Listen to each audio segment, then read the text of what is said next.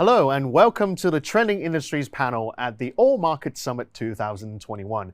I'm your host, Richard Lai, and today we'll be talking a little bit about the logistics business and the online commerce business and see how they're doing during this pandemic. Today, I'm joined by Mr. Vincent Fan, who is a co-founder and chief strategy officer of a Hong Kong-based smart logistics company, Zeek. Thank you, Vincent. Thank you.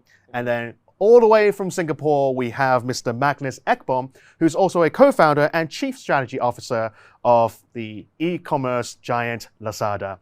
Hello, Magnus. Hey, good to see you. Yes, this is actually pretty fun, isn't it? We're here together in this virtual stage, but yeah, it's just better than a Zoom call, right?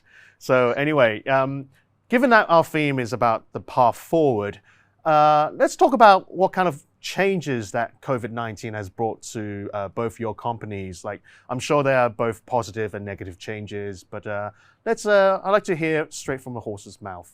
Maybe we can start with Vincent. Sure, you want to talk about it? Well, actually, the COVID is actually speeding up the e-commerce development of both merchants and also end customer. Right. In terms of merchants, they are getting now more agile, more flexible in terms of they're changing their business model, changing their operating model to keep up with the needs of the customer. So in terms of their needs for technology support, logistics support, we see there's a huge demand that coming from different markets that we are operating now. And in terms of a consumer, although e-commerce have been actually growing quite fast in the past few years, but COVID's actually speeded up even further. Things are coming more quickly. In the past, people may be expecting things to deliver within a few days. That is good enough. But nowadays, things are happening within hours or even within 1 hour time of delivery. So in terms of our provision of delivery service, we are now getting more robust in terms of the resource and in terms of the service level that we are providing to our customers. Wow, it's a different kind of demand in terms of expectations. I guess, Magnus, you see a similar kind of trend on your side, maybe? Yeah, sure. I think all good points made right there. What I would probably add is that when we look at the sheer amount of change that has taken place and is still taking place, I think we are yet to fully understand and comprehend all of it. I think it will take a few years before all of it really lands, just how much transformation has actually taken place. I mean, we use the word acceleration very frequently. I think that's a good way to describe what is going on. And I think the change on the consumer side, I think all of us, we feel it, we see it, we are part of it ourselves as end users. But I think the key point is probably, as you say, right, just how businesses are run. And what we see more and more is that the quality of digitalization is really being enhanced and taking leaps forward. It's not just about being online, but it's also about really being good in executing on that strategy. And I think that is something we see in a very different way today, just comparing to 12 or 18 months ago. And that is a trend that is only getting started. Now, according to the Zinc Southeast Asia report, the region saw an 85% year-on-year growth in online retail penetration. So, Magnus, how does that compare to Lazada's local performance over there?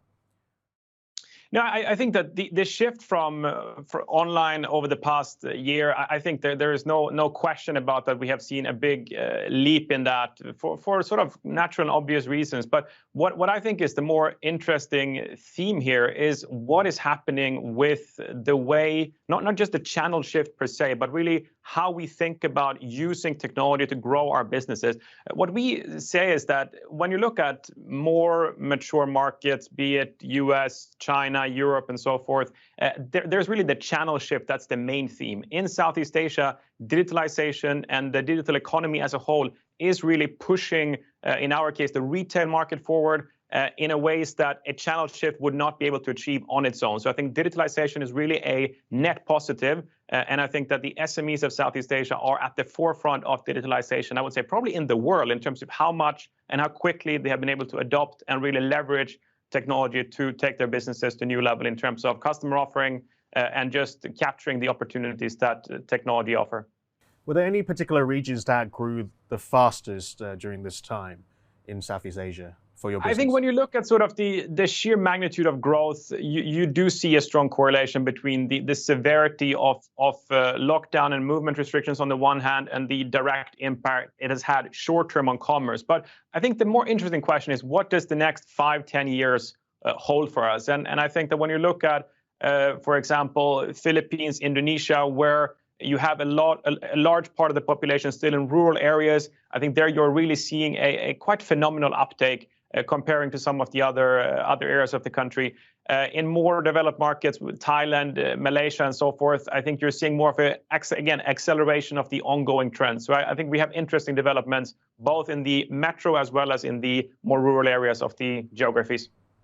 Excellent. Now, bringing it back closer to hometown, Vincent, I know Zeek is also active in this area and maybe potentially expanding into Southeast Asia soon as well. I'd like to see, can you tell us a bit about how you grew from a Hong Kong-based business and bringing that model, or maybe even adapting your business model to the larger region over here in Southeast Asia? Sure. We actually started our business in 2017 from Hong Kong because 3 of the co-founders are all from Hong Kong. Yeah, right. We tackle it from a smart logistics perspective where we blend in technology in traditional logistics. And then we can provide a more flexible business and more data-driven delivery service to our client. And then actually we have tapped into the Southeast Asia market back in 2019, 2 years after we started our firm. And our first stop was actually Singapore. Because we see that Singapore is actually, in terms of culture, in terms of purchasing behavior, very similar to Hong Kong. And also a metropolitan that we see our model, our system can be easily replicated to a city like that. And then years after, we actually nowadays we are in Malaysia, we are in Thailand, and also we are in Vietnam. And actually going back to your earlier conversation about the growth, we do see that there are similarities between Hong Kong and Singapore because they are like one of the high population city. And then the pickup of the e-commerce, or also we are talking about quick commerce nowadays, are mostly on F&B, food and beverage, and maybe grocery. However, in markets like Thailand and Vietnam that we are now operating, we do see quite a lot of innovative usage of the last mile smart logistics of our service. For example, there are more what we call live streaming, KOL selling, especially in Vietnam where they have fresh fruits, right? KOL do their fresh selling, and then things are being delivered within 2 hours. The durian and such, right? So it's like an auction as well. Exactly. These are very, very interesting and innovative usage of our service, and we do see that these 2 markets in particular has a lot of potential to grow in the future. Magnus, do you see the same kind of trend in your other Southeast Asian markets, and how do you guys tackle or satisfy the consumer needs over there? Do you also have these KOL videos? Maybe you yourself can be honest. I was going to say, you asked a big question. No, I think that there are many interesting trends to be seen. And what we usually say is that every market here in Southeast Asia, I think in particular, is its own story, and it's a story worth telling. I think when you compare sort of the bonsai tree of Singapore with sort of the phenomenally large market like Indonesia or Philippines and Vietnam for that matter, I think there are different trends and user behaviors to capture. When we talk about service level and service offerings, we do believe that quick commerce and fast delivery, I mean, the quick commerce are this new term that is being used. I think there is definitely a use case for that. But I think it's also important to differentiate what is a mainstream core service versus what is a more specific use case for a specific vertical category. When you talk about grocery and sort of fast and rapid delivery, definitely, I think there's relevance in the time to consumer. Whereas for other more general merchandise products, there is no added relevance versus to the cost for the consumer in many cases. So I think we need to look at this with a more vertical lens when we talk about what is the right strategy. And building a consumer offering on a smaller scale is one thing. The question is, what model can you actually scale? What model can you build sound and strong economics that really adds value across the whole supply chain? And I think that is something where innovation and cost realities is also sort of finding its own balance in the ecosystem. Innovation is great. I think that vertical delivery strategies for relevant categories is the future. But I think we should be a little bit careful in sort of generalizing everything into sort of mass market adoption. I think that's where the differentiation is really the key word that I think we should put extra emphasis on. So what you're saying that there's no one model that applies to all markets, right?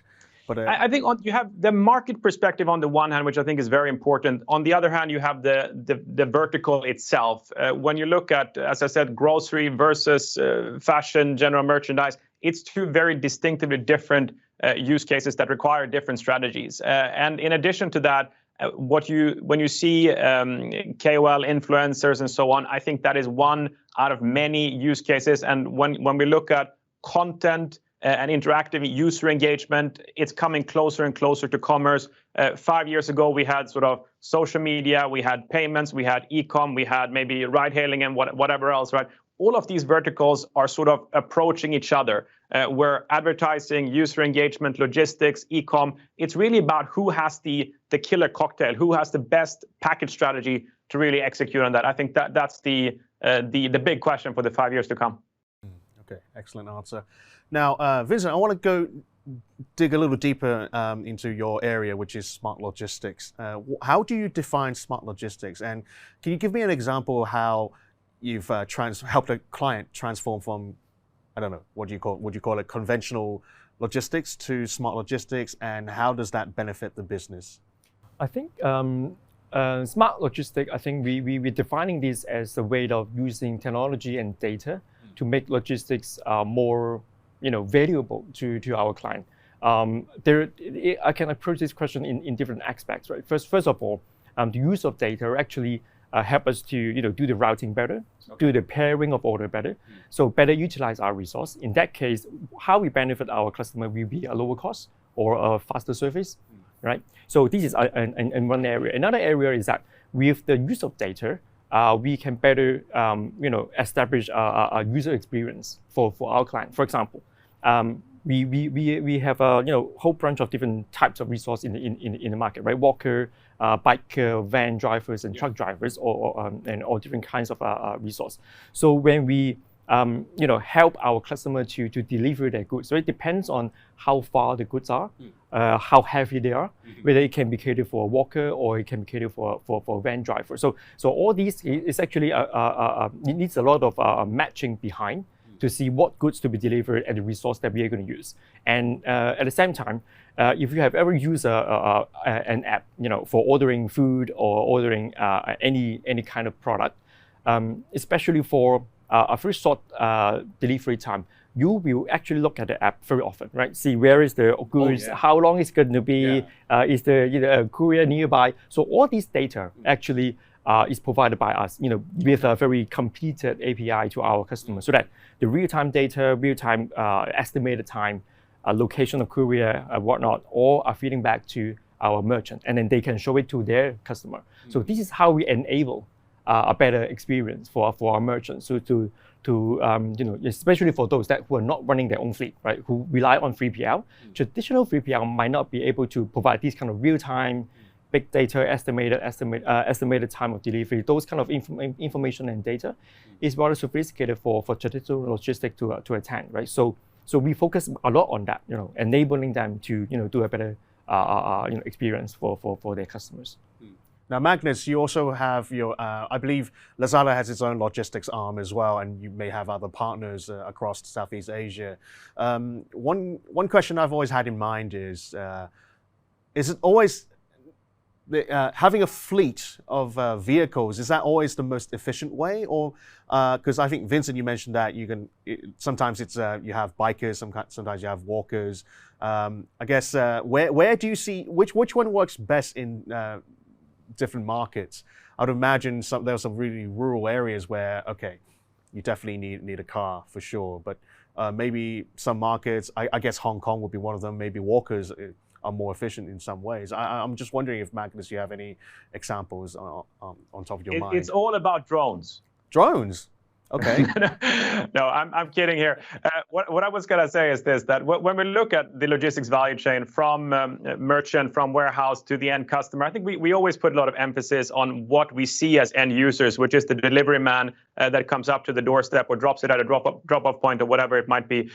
The key question here is that this is a very long value chain. And when you look at the relevant vehicles in terms of pickup in terms of line haul or like sort of the middle mile between one facility to a hub closer to the customer. That is, of course, larger vehicles and so on. And I think this is a continuous optimization that is going on in the background. And that's also where many companies, I'm sure Vincent would agree, that the real sort of magic is not always the last part that we see as end users. It's really what happens before that determines how efficient, both in terms of cost and time to delivery, the full chain is as such.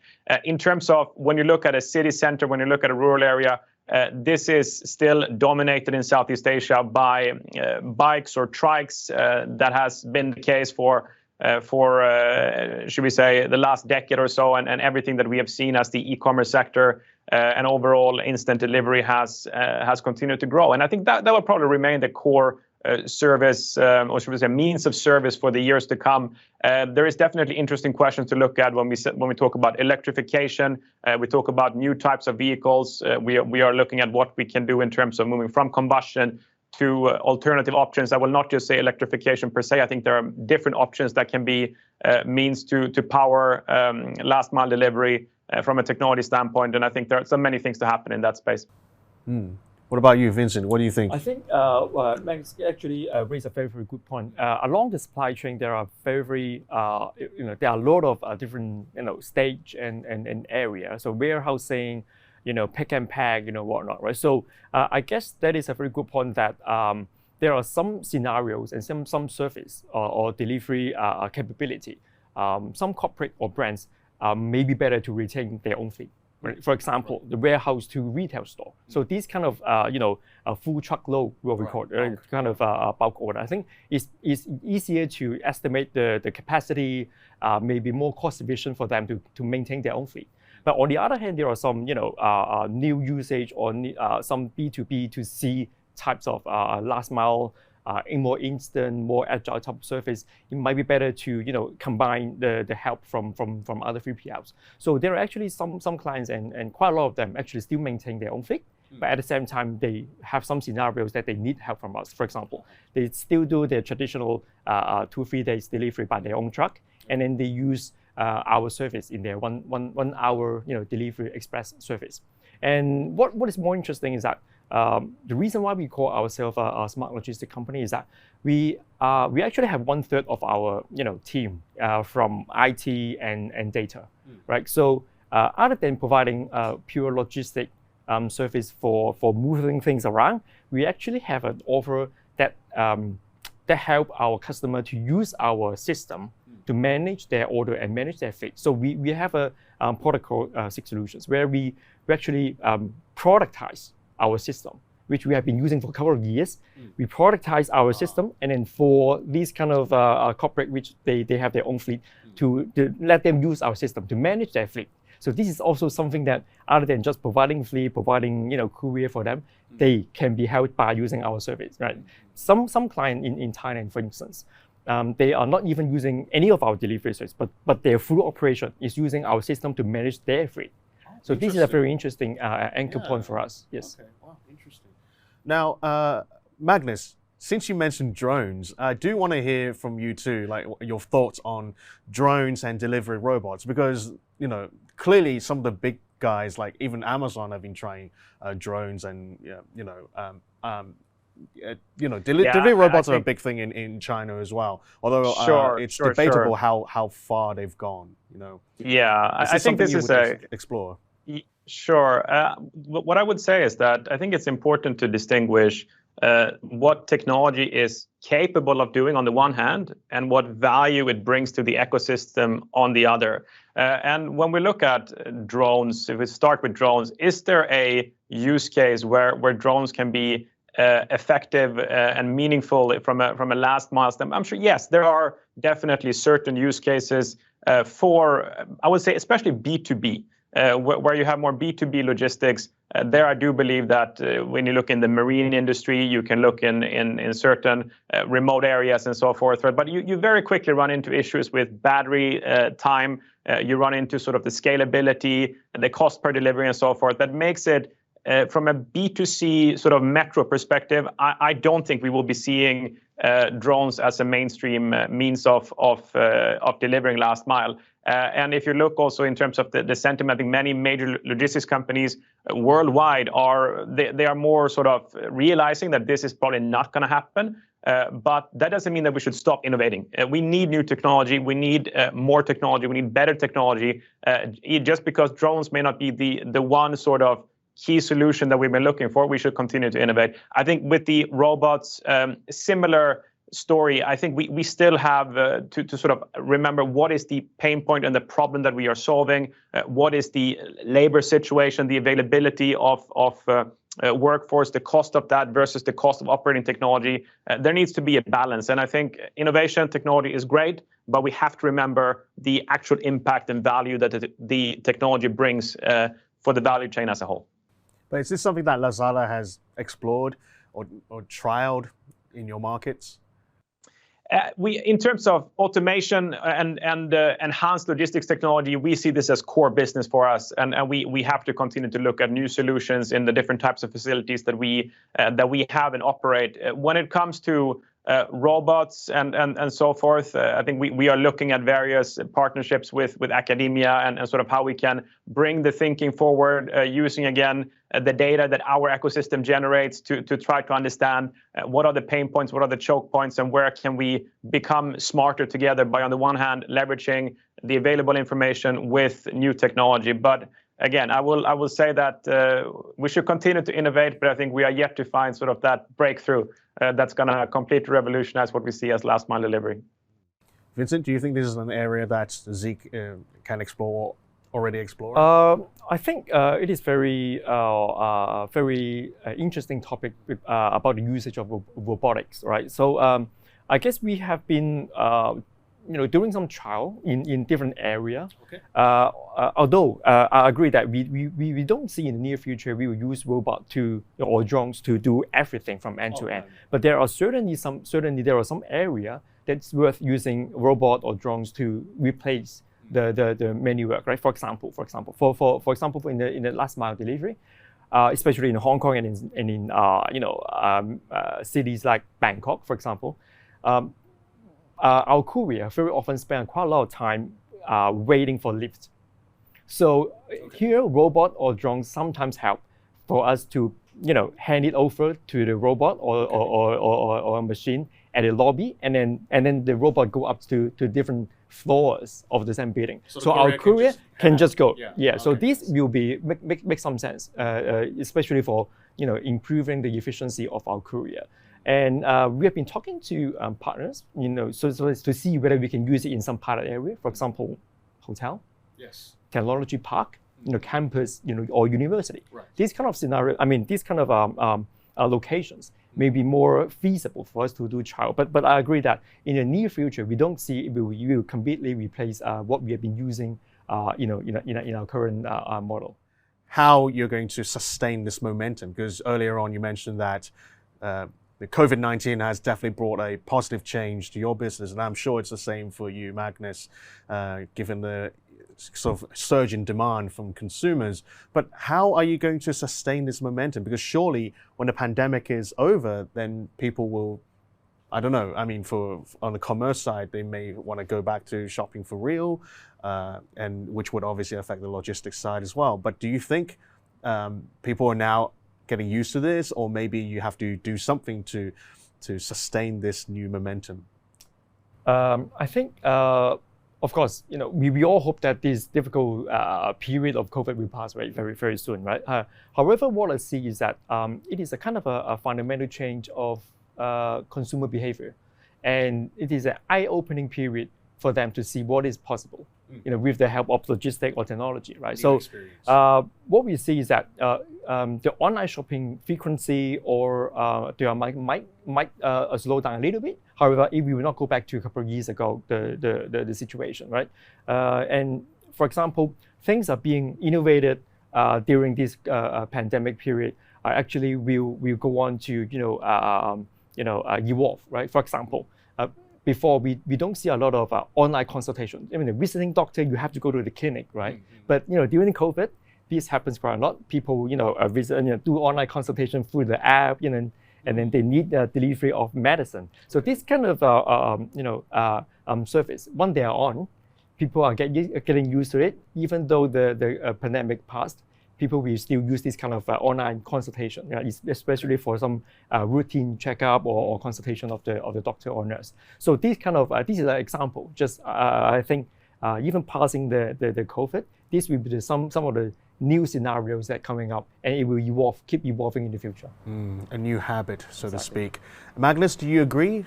And how are you guys going to sustain this momentum for your commerce business? Sure. What I said in the beginning, that I think we don't fully yet realize or are able to internalize just how much has actually taken place in the past 24 months. I still think that's true. I think that we are yet to fully land all of the the impact of the transformative change that is taking place under our very feet. When it comes to user behavior and consumer behavior, I think that all consumers are inherently omni-channel, multi-channel in nature. I think all of us, we have online for some use cases. I personally like to go to a shopping mall on occasion. I think there are many other people who do the same.